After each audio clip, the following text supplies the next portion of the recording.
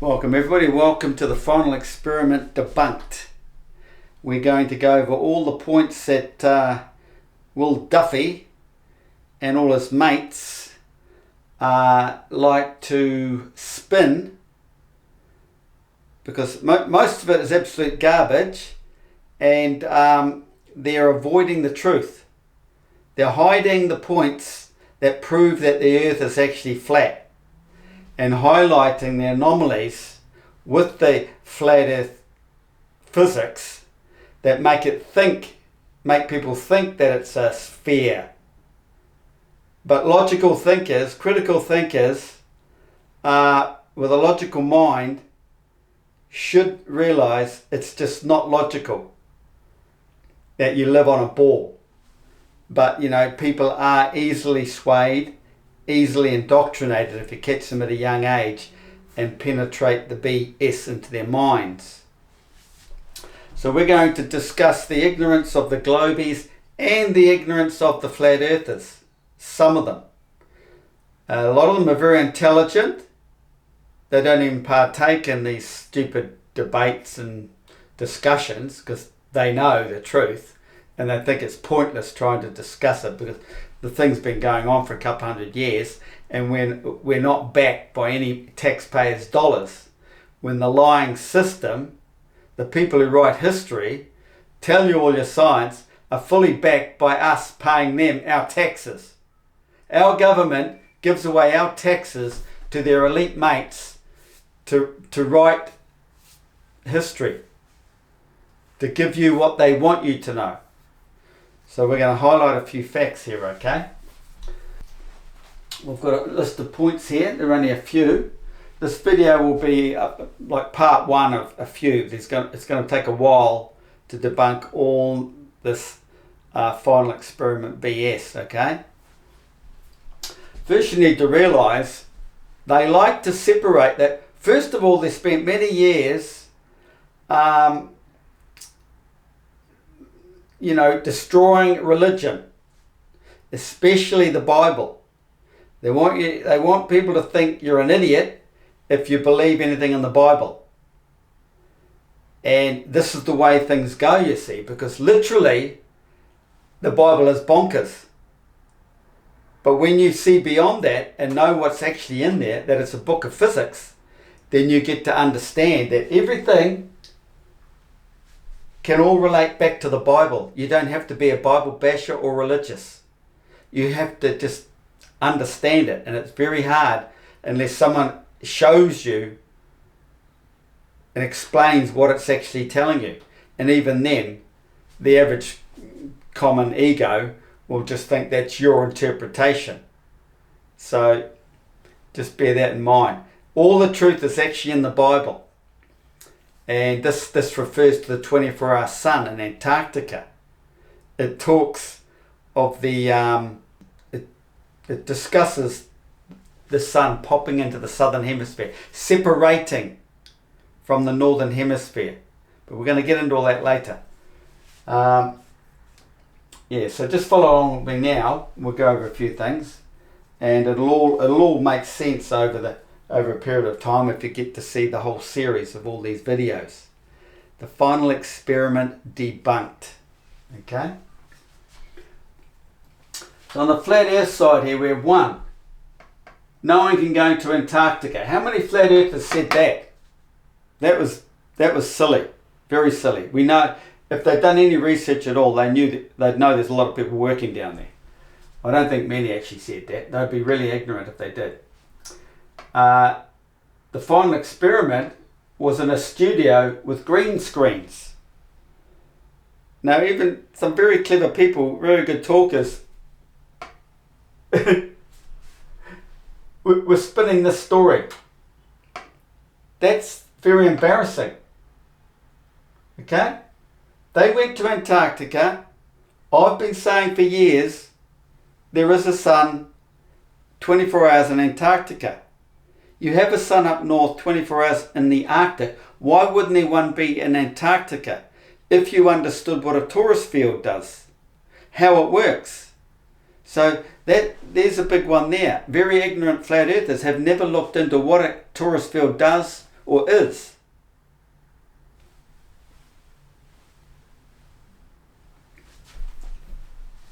Four, they do not understand what a Taurus is. We've just been over that, regarding the 24-hour sun in the Arctic. 5, they don't even know that there is a compass for each hemisphere. If you'd done your research, you would have looked into the dip compass, gone back a few years, 100 or two, tried to look through history to find the truth. It's all buried. Modern history now is hiding the past. It's their story. The people with all the money, it's their story. You go back and check out a dip compass.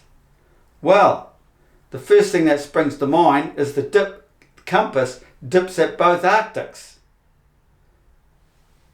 Dips at both Arctics, let's say down that way, there's the needle. But as you come, let's say you're in the north, dips in the Arctic. As you start travelling towards the tropics, it goes like this, at about 45 degrees. Then you get to the Tropic of Cancer, and it's like this. Yes, 180 degrees. There's a hemisphere, right there. Doesn't mean that it's a globe, flat surface, just follow the compass. Points that way in the Arctic, 45 degrees north, get to Cancer, it's like that. Then you travel across the tropics and it starts going like this, at the equator. Because, we'll get into that later, this is what it does at the tropics. So it's like this. And then you get to the Tropic of Capricorn and it starts going like this. Okay? They don't tell you that. They just tell you that it might be horizontal in the above the equator or at the equator, because there's no magnetic field crossing the tropics, so it's even. You've got a field here and a field here. In actual fact, you've got a magnetic cycle in the northern hemisphere and a magnetic cycle mirrored opposing it. Even though the southern hemisphere is expanded, directly opposing this point, this part of the pancake, is a slice to the south, is a mirror. There's the mirror out that way, there'll be a mirror out that way, a mirror out that way. That's the meridian line coming out of the dead center Arctic. So you've got the dip compass horizontally in the tropics, in the Arctic, Cancer, equator, Capricorn, 45 degrees, Antarctica. It's pointing down again. Well, you know, that should ring a few alarm bells. They're both very cold with ice. They're both high pressure. Both fields want to rush to the tropics in meteorology, the winds. They don't cross the tropics though, do they? So then you start to ask, why does the needle point down in the Arctic and then point down at the Antarctic? Wouldn't that tell you that they are both the same? Or at least one's a strong force and one's a weak force? Because to understand flat earth, you have to understand a bit of physics. You've got to learn a bit. I never knew any. I had to go and learn it. Understand everything. It's called research. So, it takes us on to the next one. 5, they never followed up on what a compass is actually showing us, therefore never discovered that both hemispheres have their own north to south cycles.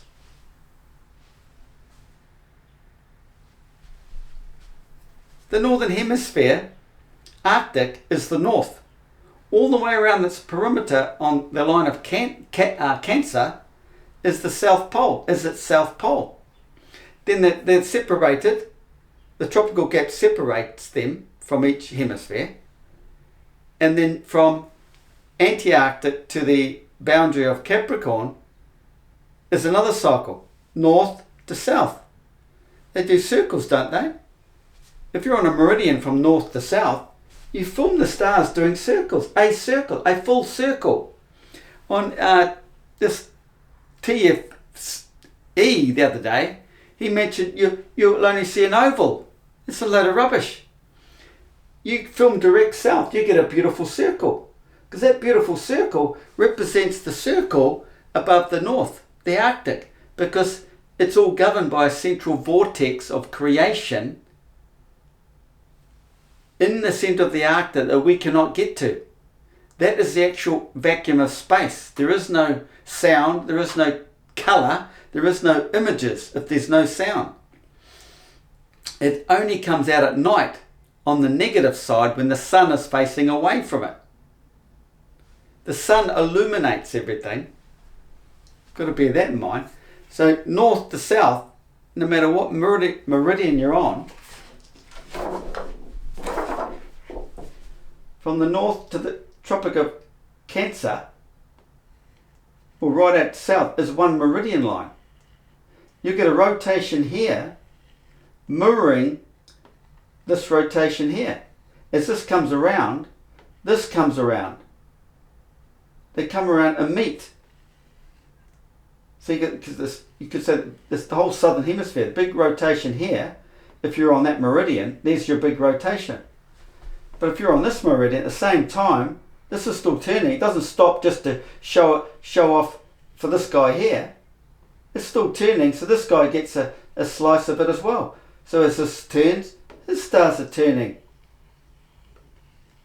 But they're not doing a full 360. Only the rotation is out here, but the stars are moving around. They're moving around. So the stars come around into his rotation, but they move out. So they don't actually revolve at all. They just come in and move out. They appear to revolve here for a while, because as this is moving, you've got the rotation out here mirroring the full rotation in here. Well, I shouldn't say mirroring the full rotation, because you're only getting a slice of the pie. Obviously the sun, there's daylight on the other side. Okay?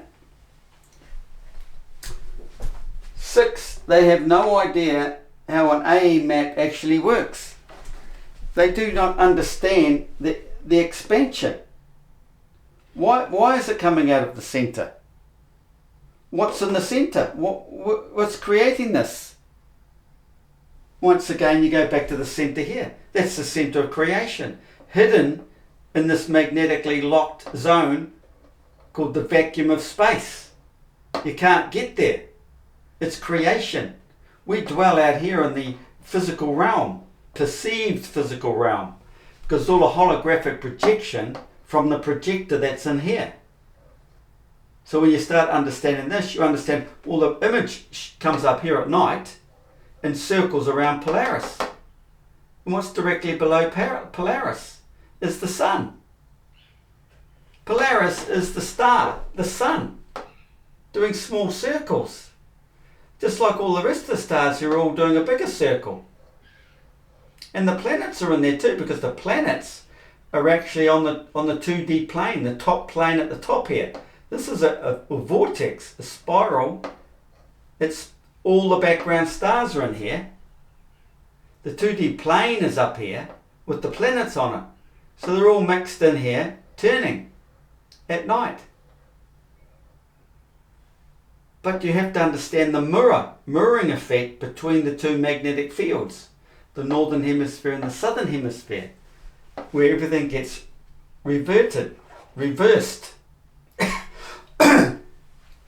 And this is where you go back to the toroidal field. The in cycle and the out cycle, the torus field. How the magnetic field works on a torus field. It comes out here, down, crosses over, comes up here, down, crosses over and goes back up there. It's this recycling system in this toroidal field. people are ignoring this tropical gap. I've never seen an image online for 9 years of the truth. They're ignoring it. Why is everyone ignoring it? Just because you don't understand it, are you ignoring it? I think so. Once you understand this, everything adds up. Everything starts making sense. The infinity symbol, the ancients have had drawn for thousands of years. Understanding what's in here back at creation we do not see unless it's in the night sky, because you look up and there are for signs. They are for signs because they're trying to tell you about creation. There's creation and then there's the created realm.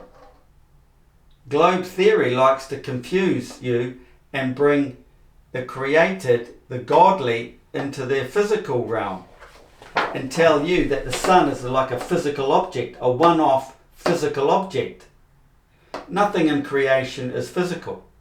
Everything out here is a projection in the holographic universe, working from here, coming from in here. The sun image we see out here is seen in many places. It's not a one-off image. This is the only one-off image because God is one. Can't be 2, 3 or 4 or 5. God, there's only one place of creation. There is only one sun, one black hole, which is the Father. There's one moon. But out here, there's many because man's eyeballs are tuned to the frequency of creation, the black hole.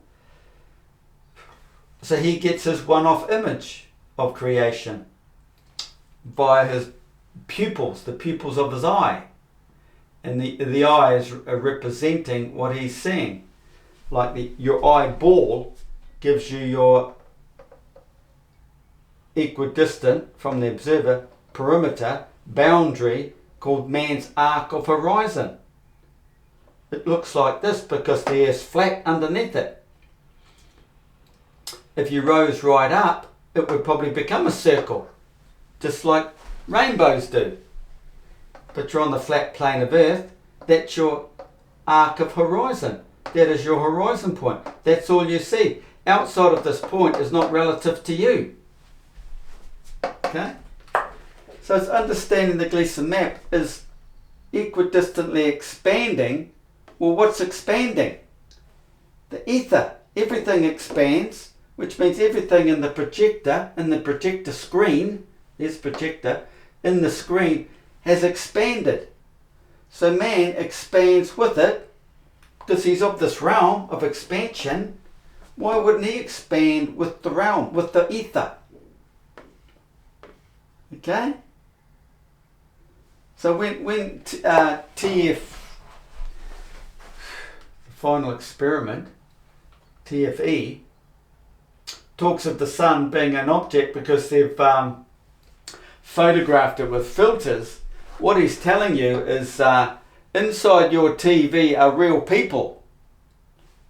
Basically what he's saying. They look real, so they must be real. So there's real people inside your TV screen because we can see the sun through photographing it. All the ancients knew exactly what the sun looked like. They knew it looked like a field of grain because that's why they mention the grain, the field, the bread, the wheat in the Bible. Because it all goes back to the sun. We're all created from the illumination of the sun. The wheat field. This is why crop circles appear, all these images appear on the crop circles because it's related to the sun and the field. Okay? It goes deep. So as we move south, we all expand. Okay? We don't expand out to the tropic equator like the globe Earth model and then have a bit of a vacation on the way out to, say, Capricorn, because nothing expands in the tropics, and then decide, oh, we'll reverse it now and start going back in. How does that work in physics? Come on. How would that work? No, but if it expands equidistantly all the way out and then you contract back with it, isn't that logical? Not halfway out expanding, then taking a bit of a rest and then shrinking back in again. What a load of nonsense. No. So you get out here and you find, well, that distance there is equal to that distance back there. You've expanded with the field. So all this here is, you could say, this is why they came up with the globe model, shrinking back in, because you're not that far apart from each other. That's the only reason they've come up with a globe, because it does the same thing, except it makes more sense expanding all the way instead of going halfway, taking a rest through the tropics, and then shrinking back. So no magnetic field crosses the tropics, the tropical zone here, okay? It drops straight down to the ground, and along the ground thou shalt go, and over the fields and the beast thou shalt go. Slide on your belly all day long, or all your life long, along the ground, up and over the beast, the fields of the beast, and whatever. It's all in the Bible, if only you knew how to read it. Okay, so those are the few points that where the flat earthers are letting us down. They need to research. Well, I'm the only guy explaining it all, how the flat earth, the Gleason map works. The only big thing wrong with this is the globe model. Where the globe model tells you that the sun is a one-off thing, it's an object, it's one-off. It's not seen in many places. We all just see the one sun. And we'll get into that, we'll get into that now. Okay? So that's the globies, the flat earthers, the ignorance of flat earthers. Now we're going to get into the ignorance of the globe earthers. 1. Had no idea a compass in the northern hemisphere works in reverse in the southern hemisphere. But that goes the same over here. They didn't know that.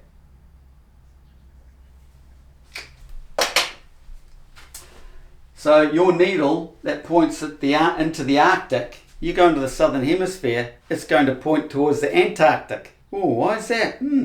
Because they're both north poles. Both Arctics, the perimeter Antarctic and the Arctic, are both north poles, because that both hemispheres have their own magnetic cycles.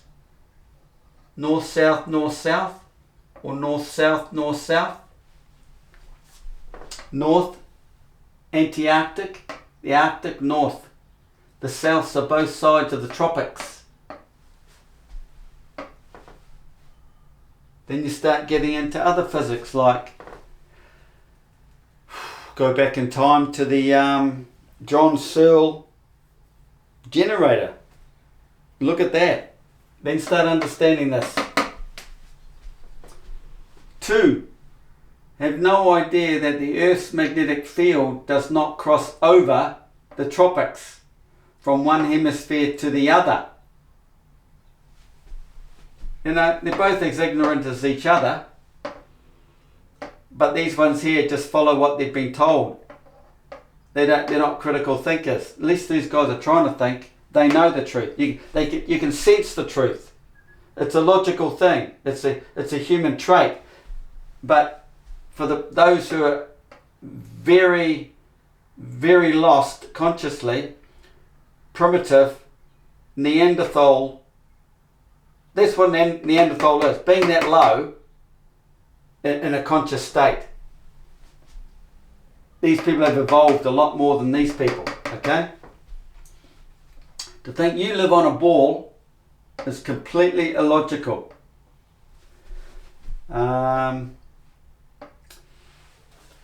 So, have no idea that the Earth's magnetic field does not cross over the tropics from one hemisphere to the other.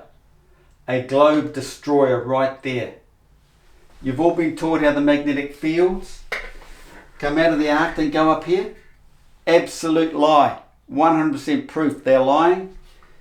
100% proof you do not live on a globe. Otherwise, how do the physics work when you find out the field does not cross the tropics? They just tell you it's strong at the poles, very weak at the equator, avoiding the fact that it doesn't even cross over here.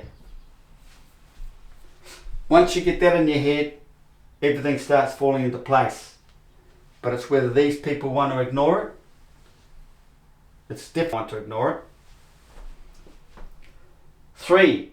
lie about the AE map being a globe projection map. NASA knows darn well, I mean, it's all over the world, the map. I mean, you've got an airport that even has the same design. They've known this. I mean, World War II map, they know it. You don't have to argue about that. You just got to listen to these guys lie all day long about it. 4. Lie about flight times using geodesic globe Earth nonsense. So they want you to believe that the field's shrinking away, so the daily cycle of the sun must shrink in its cycle. Well, it actually works similar to the flat Earth actually, because the true sun comes out of the north and it swings around the flat Earth system like a clock arm. So that's where they're using the same sort of system. You've got your sun out here when it's actually in here, and as this turns, you're getting the same time and hours as in down here. But they have to lie when it comes to flight times, because the sun governs time. So if you imagine the distance around here, they're going to say it's a lot smaller than up here, which is a lie. So you just need to do a little bit of homework and find out the distances and the time it takes them to fly it. And they slow the plane right down to like 600 kilometers an hour. No, they fly at 800 to 900 kilometers an hour. So it's a total lie. They keep referring to the equator only, because they don't want you to know that the field is all equal relative to the observer or the plane, whatever. Everything expands. Okay? So flight time out here is the same as back in here. Another one of TFE's lies was, bullshit stories, is about the plane flying south to get to Australia. Yes, it does fly south to get around here in the Great Circle, the actual Great Circle, because they have to stick to a westerly flight, right? Otherwise, if you start cutting across this earth, who's going to set up the program for your aeroplane? You'll be going north, south, east, north, south, west, north, south, west, north, south, west. What are you going to do? You have to get to one latitude and follow it below us, New Zealand, to get right round to Australia and then come back in. This is how the flights move. They're called the Great Circle. Don't believe their BS about them telling you the Great Circle is flying over like that, over their ball this way. No. These are the Great Circles, because you set your plane, get to there, then you're on a dead west flight all the way around to there. Okay? And the flight times are governed by the movement of the sun, the speed of the sun. The sun moves 15 degrees per hour. Well, there's 1, 2, 3, 4, 5, 6, 7, 8, 9, 10, say to Sydney, 10 hours the sun would take. Well, the plane isn't going 1,037 miles an hour, is it? So work that out. There you got your time. Your flight distance and time. You put your mind to it, or just go and check out one of my earlier videos. Okay, so 5, lie about the celestial bodies being astronomical miles away from Earth, and that they are physical or gaseous objects out in an imaginary place called space, where there is no sound or light. And they tell you they're all coming to you. No, the light spectrum is within the individual's arc of horizon. All the celestial bodies are here. If they weren't, how can we do celestial navigation? How would it work? No. And because of this arc, they want you to believe that you live on a ball. You know, they put one of each hemisphere together and say you live on a ball. That's a good representation of the continents as a plan. Just check out my earlier videos to understand more about that. But there's your arc of bright. All the celestial bodies are right there in the light spectrum. They're layered. The light spectrum is gaseous layers, 7 of them. And in those 7 is 7 layers. So then it breaks down like a Mandelbrot. 7, within the 7 is 7, within that 7 is 7, within that 7 is 7. That's how it works. They're all layered in here. The light spectrum. There's nothing out there in La La Land. Everything is projection from in here, creation, out into our realm. And the light spectrum is in here. If that's 10,000 kilometres from there to there, then it's 10,000 kilometres from there to there. On an earthly scale. But man's arc of horizon is only 3 miles out there. If it's 3 miles out there, it's got to be 3 miles out here. If it's 3 miles out here and there, then it's got to be 3 miles up here. Everything is plastered within 3 miles of him. He can see things beyond 3 miles, but it's not relative to him. It doesn't work. That's earthly objects. All celestial bodies are here. He can see earthly objects beyond the 3 miles, but they're not relative to his arc of horizon. That's when you've got to start making extra calculations. And this is why we have surveyors. They understand all that. They just don't understand that the Earth's flat because they're like these people here, just fully indoctrinated. Years of indoctrination. You live on a globe, you live on a globe, you live on a globe. Oh, okay, we live on a globe. Okay, 5. 6. They ignore man's personal arc of horizon, preferring the delusion of a sphere, ball earth of no known logic. They're not logical, obviously. 6. NASA hides the fact that the southern stars not only circle the northern stars daily, but move north and back south over the year, the tropical year cycle, instead of flying around the sun on a ball.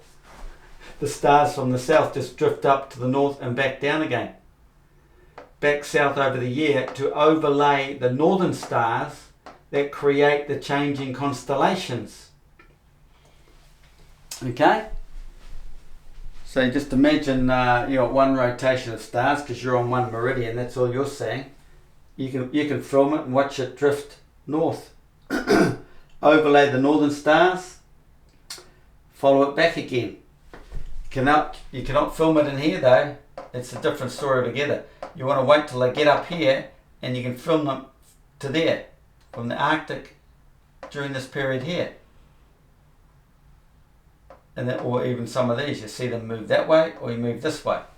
And it's overlaying the northern and the south, create the changing magnetic, the constellations as the whole thing is revolving. It's not too hard to understand, but I think most people do, and this is why they shadow ban my channel. They don't want you getting too deep into reality. They don't want you knowing the truth, actually. So that's it, guys, for now. It's going to take a while to download. I don't know why.